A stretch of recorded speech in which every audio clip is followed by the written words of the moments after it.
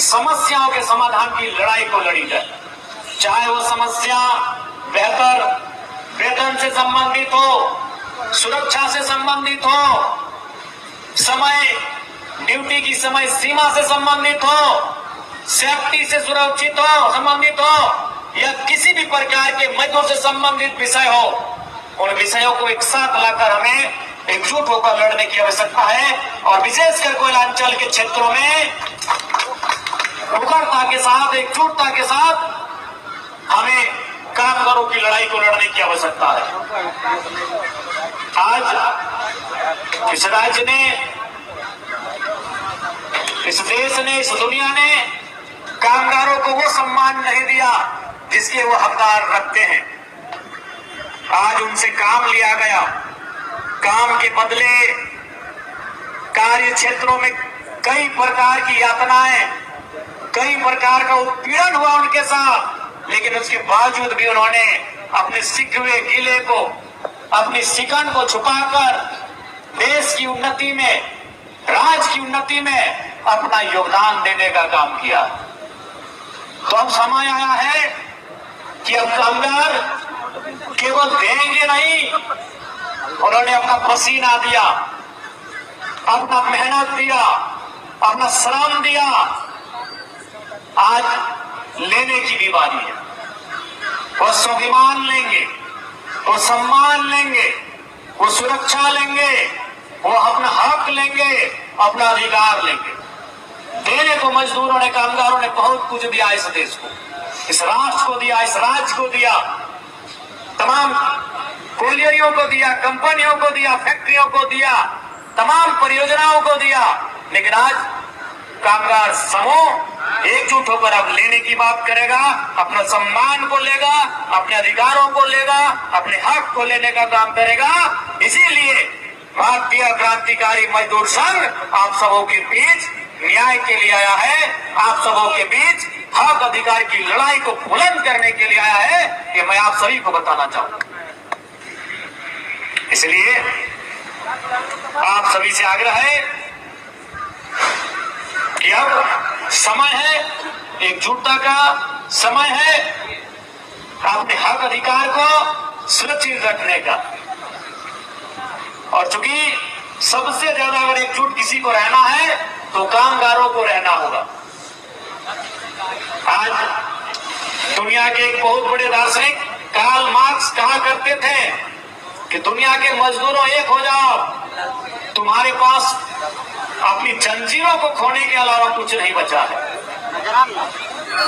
आज पुनः हमें लगता है कि झारखंड, विशेषकर झारखंड के कोयलांचल के मजदूरों को एक होकर एक स्वर में अपनी आवाज को बुलंद करने की आवश्यकता है।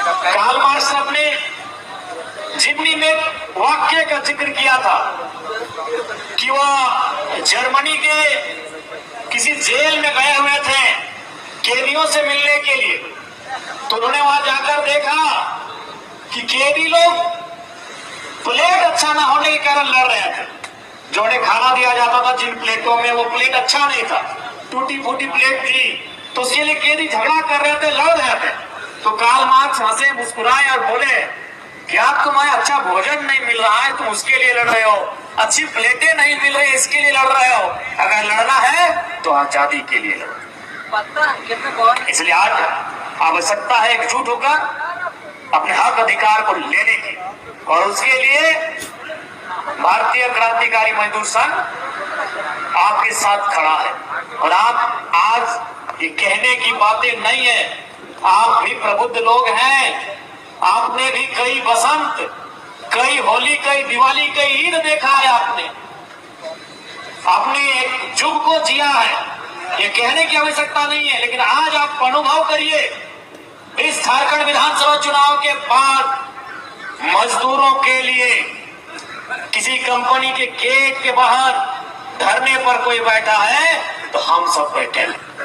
कहीं देखिए, चाहे वो धनबाद रहे, बोकारो रहे, या रामगढ़ रहे, या कोल्हान रहे, अगर कहीं कोई मजदूर के लिए संघर्ष कर रहा है, मजदूर के हिस्से की लड़ाई लड़ रहा है, तो वहां हम हैं। आप देख सकते हैं, बाकी लोग चुनाव के समय आते हैं, और फिर चुनाव आने के समय लोगों के बीच आते हैं।